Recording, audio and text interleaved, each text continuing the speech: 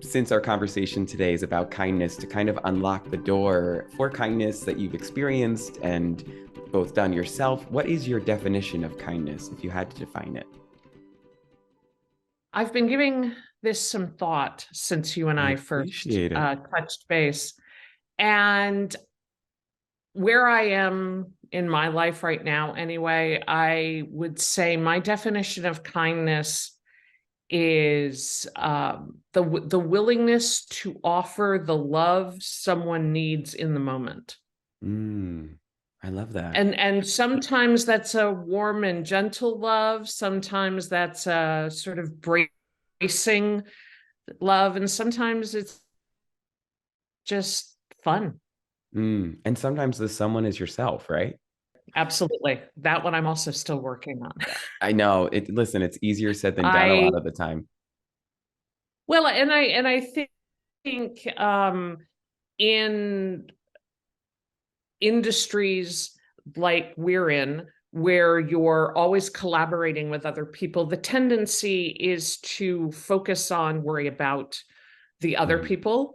Mhm. And then additionally, I'm a mom, so I focus on and worry about them. And Mhm. then, I get to me at some point on the list.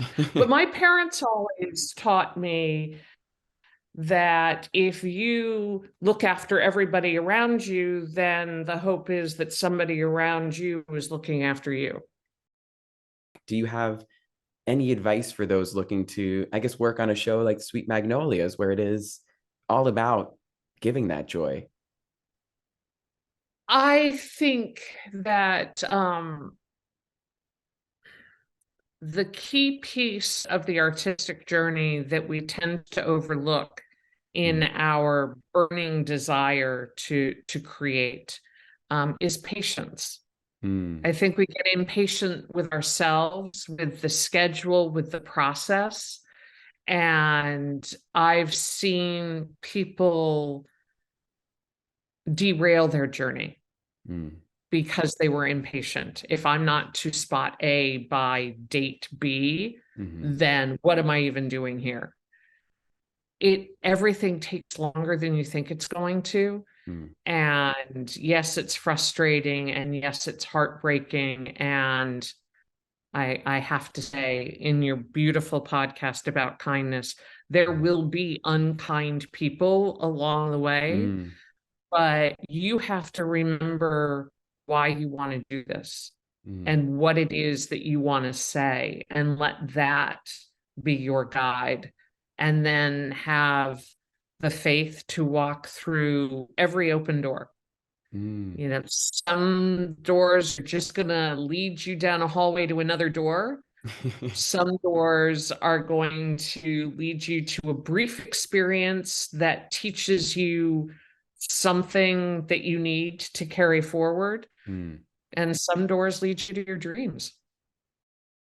As a teacher and a leader, what's your advice for, I'm sure you help mentor people, even your daughter who's a writer as well.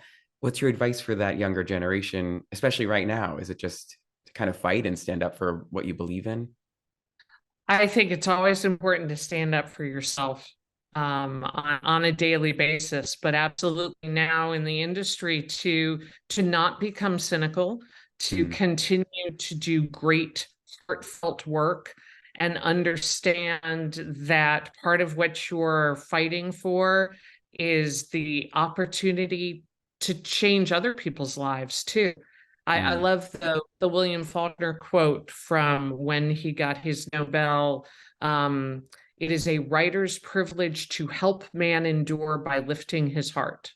Mm. And I think we all do that. Writers, directors, actors, artisans across the industry and on Broadway. Mhm. We we give people a glimpse of other worlds, of other lives. But I think most of all, even in the darkest of shows, Mm. we give people a glimpse of hope that maybe they didn't have before they walked into the theater or turned on their TV. Speaking of practical ways to change people's minds and days about leading with kindness, I would love if you could just leave us with a practical kindness tip, maybe something tangible that you think listeners could do to incorporate into their day and just make the world better? My dad used to say that the difference between a coward and a hero is usually about 15 seconds. Mm, And I think the difference between being kind and being less than kind um, can be that brief too. If we just take that extra moment when we're interacting with someone and think, I don't need to prove that I'm right. I don't mm, need to prove that I'm anything. I need to focus on what this person needs from me. mm, And so often it's just that they need to be heard, or they need to be hugged, or they need a good joke to make them smile again. mhm, It's those quick and simple decisions in the course of a day that ripple across the lake. mm, Because if you're kind to them, they're more inclined to be kind to somebody else. And then we're all being kind to each other, and a rising tide lifts all boats. At the mm, end of the day, we're all happier than we were the day before. So it mm. just takes a few seconds.